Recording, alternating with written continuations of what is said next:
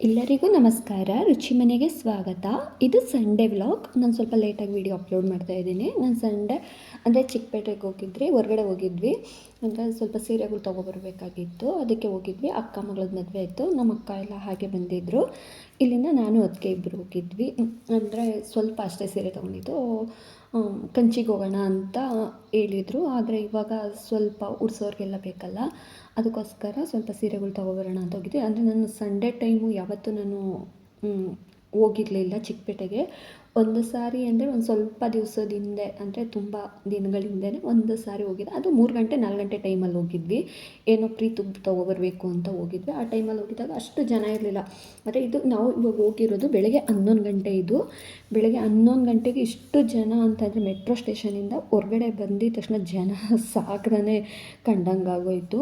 ಅಷ್ಟೊಂದು ಜನ ಇದ್ದರು. ನಾವು ಇಷ್ಟು ಬೆಳಿಗ್ಗೆನೇ ನೋಡಿದ್ರಿಂದ 10:45 11 ಗಂಟೆ ಈ ಟೈಮ್ಗಾಗೇ ಇಷ್ಟೊಂದು ಜನ ಇದ್ದಾರಲ್ಲ ಅಂತ ಶಾಕ್ ಆಯಿತು. ಅಂದರೆ ನಾನು ಯಾವತ್ತೂ ಬೆಳಗ್ಗೆ ಟೈಮ್ ಸಂಡೇ ಟೈಮ್ ಹೋಗಿರಲಿಲ್ಲ. ಒಂದು ಸಾರಿ ಅದು ಸಂಜೆ ಟೈಮಲ್ಲಿ ಹೋಗಿದ್ರೆ ಅವಾಗ ಅಷ್ಟು ಜನ ಅಂತ ಏನಿರಲಿಲ್ಲ. ಆದರೆ ಇವತ್ತೇ ಫಸ್ಟ್ ಟೈಮ್ ನಾನು ಈ ಸಂಡೇ ಟೈಮಲ್ಲಿ ಬೆಳಗ್ಗೆ ಟೈಮ್ ಬಂದಿದೆ. ಇದು ಅಂದರೆ ಸ್ವಲ್ಪ ಸೀರೆ ಎಲ್ಲ ತೊಗೊಳೋದಕ್ಕೆ ಲೇಟ್ ಆಗುತ್ತಲ್ಲ, ಸ್ವಲ್ಪ ಡ್ರೆಸ್ ಎಲ್ಲ ಹಾಗೆ ತೊಗೊಬರೋಣ ಅಂತ ಹೇಳ್ಬಿಟ್ಟು ಹೋಗಿದ್ದು. ನೋಡಿದ್ರೆ ಅಷ್ಟೊಂದು ಹೆಜ್ಜೆ ಇಡೋದಕ್ಕೆ ಆಗ್ತಾಯಿರಲಿಲ್ಲ, ಅಷ್ಟು ರಶ್ ಇದ್ದರು. ತುಂಬ ಜನ ಎಲ್ಲ ರೋಡ್ಗಳಲ್ಲಿ, ಅಂದರೆ ಈ ಥರ ಸಂಡೇ ಟೈಮು ಈ ಥರ ರೋಡ್ಗಳಲ್ಲೆಲ್ಲ ಹಾಕೋತಾರೆ ಅಂತ ನನಗೆ ಗೊತ್ತೇ ಇರಲಿಲ್ಲ, ಈ ಥರ ಬಟ್ಟೆಗಳ್ನೆಲ್ಲ. ನಾವು ಮಾಮೂಲಿ ಟೈಮಲ್ಲಿ ಹೋದಾಗ ಮಾಮೂಲಿ ನಾವು ಹೋದಾಗೆಲ್ಲ ಈ ಥರ ಮೆಟ್ರೋಯಿಂದ ಹೊರಗಡೆ ಬಂದರೆ ಅಲ್ಲೆಲ್ಲ ಹಣ್ಣುಗಳು ಮತ್ತು ಅದು ಇದು ಅಂತ ಇತ್ತು, ರೋಡೆಲ್ಲ ಈ ಥರ ಖಾಲಿ ಇರೋದು. ಆದರೆ ಒಂದು ಗಾಡಿನೂ ಓಡಾಡೋದಕ್ಕೆ ಜಾಗ ಇಲ್ಲದಷ್ಟು ಬರೀ ಬಟ್ಟೆ ಅಂಗಡಿಗಳು ಪ್ರತಿಯೊಂದು ಎಲ್ಲ ರೋಡಲ್ಲೇ ಇಟ್ಕೊಂಡಿದ್ರು.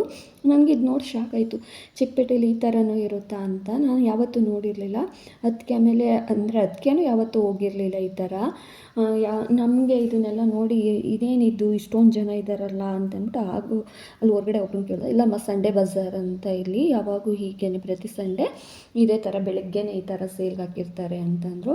ಅದು ಕ್ವಾಲಿಟಿ ಇದೆಯಾ ಇಲ್ವಾ ಏನು ಅಂತ ನನಗೂ ಗೊತ್ತಿಲ್ಲ. ಆದರೆ ನಾನು ಅಲ್ಲಿ ಫಸ್ಟು ಸ್ಟಾರ್ಟಿಂಗ್ ಜಾಕೆಟ್ಗಳು ಅದನ್ನು ನೋಡಿದೆ, ಎಲ್ಲ ಕಾಟನ್ ಥರ, ಅಂದರೆ ಉಲ್ಲನ್ ಸ್ವೆಟ್ರ್ಗಳ ಥರ ಎಲ್ಲ ಇತ್ತು ಹೆಣ್ಮಕ್ಳುಗಳಿಗೆ.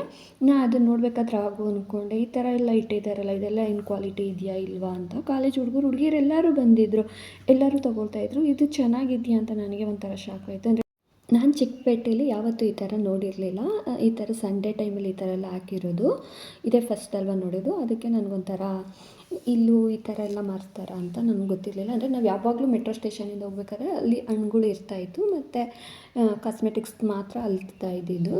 ಯಾವತ್ತೂ ನಾನು ನೋಡಿರಲಿಲ್ಲ ಈ ಥರ ಎಲ್ಲ ಬಟ್ಟೆಗಳೆಲ್ಲ ಈ ಥರ ರೋಡಲ್ಲಿ ಇಟ್ಕೊಂಡಿದ್ದೆಲ್ಲ ನಾನು ನೋಡಿರಲಿಲ್ಲ. ನಾವು ಸುದರ್ಶನ್ ಸಿಲ್ಕ್ ಹೋಗಬೇಕು, ಆಫರ್ ಬಿಟ್ಟಿದ್ದರು 10% 50% ತನಕ. ಅದಕ್ಕೋಸ್ಕರ ಅಕ್ಕನ ಫ್ರೆಂಡ್ಸು ಎಲ್ಲರೂ ಬಂದಿದ್ದರು.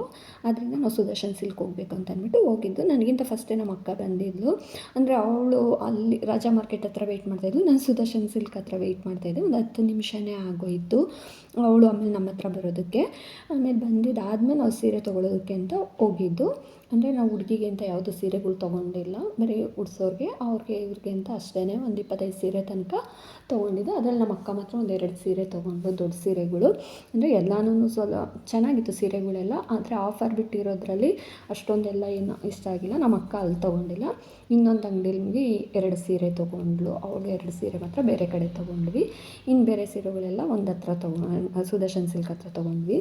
ತುಂಬಾ ಚೆನ್ನಾಗಿತ್ತು ರೇಷ್ಮೆ ಸೀರೆಗಳೆಲ್ಲ. ಅಂದರೆ ಮಹಾಲಕ್ಷ್ಮಿ ಅಂಗಡಿಲಿ ನಮ್ಮ ಅಕ್ಕನಿಗೆ ತೊಗೊಂಡಿದ್ದು, ಅಲ್ಲೂ ತುಂಬಾ ಚೆನ್ನಾಗಿತ್ತು. ಅಲ್ಲಿಂದ ತೊಗೊಂಡಿದ್ದಾದಮೇಲೆ ಸ್ವಲ್ಪ ಟಾಪ್ಗಳೆಲ್ಲ ಹೊಸ ಟಾಪ್ಗಳು ತೊಗೊಳ್ಳೋಣ ಅಂತ ಹೇಳಿ ಇಲ್ಲೋದ್ವಿ. ಟಾಪ್ ತೊಗೊಂಡೆಲ್ಲ ಹೊರಗಡೆ ಬಂದ್ವಿ. ಬರೋ ಅಷ್ಟರಲ್ಲಿ ಮಳೆ ಬರೋದಕ್ಕೆ ಸ್ಟಾರ್ಟ್ ಆಗಿತ್ತು, ಜೋರು ಮಳೆನೇ ಬರ್ತಾಯಿತ್ತು. ಮಳೆ ನಿಂತಿದ್ದಾದ್ಮೇಲೆ ಹೋಗೋಣ ಅಂತ ಅಂದ್ಬಿಟ್ಟು ಅಲ್ಲೇ ವೆಯ್ಟ್ ಮಾಡ್ತಾ ಇದ್ವಿ. ಅಂದರೆ ಸಂಡೇ ಮಾತ್ರ ಮಾರ್ಕೆಟ್ಗೆ ಹೋಗಬಾರ್ದು ಅಂತ ಅನಿಸ್ಬಿಡ್ತು. ಇಲ್ಲಿಗೆ ಇವತ್ತಿನ ವೀಡಿಯೋ ಎಂಡ್ ಆಗುತ್ತಿದೆ. ಯಾರೆಲ್ಲ ಈ ನನ್ನ ಯೂಟ್ಯೂಬ್ ಚಾನಲ್ನ ಸಬ್ಸ್ಕ್ರೈಬ್ ಮಾಡದೆ ನೋಡ್ತಾ ಇದ್ದೀರೋ ಪ್ಲೀಸ್ ಸಬ್ಸ್ಕ್ರೈಬ್ ಮಾಡ್ಕೊಳ್ಳಿ. ಹಾಗೆ ಒಂದು ಲೈಕ್ ಮಾಡಿ, ಶೇರ್ ಮಾಡಿ, ಕಮೆಂಟ್ ಮಾಡೋದನ್ನ ಮರಿಬೇಡಿ. ಧನ್ಯವಾದಗಳು.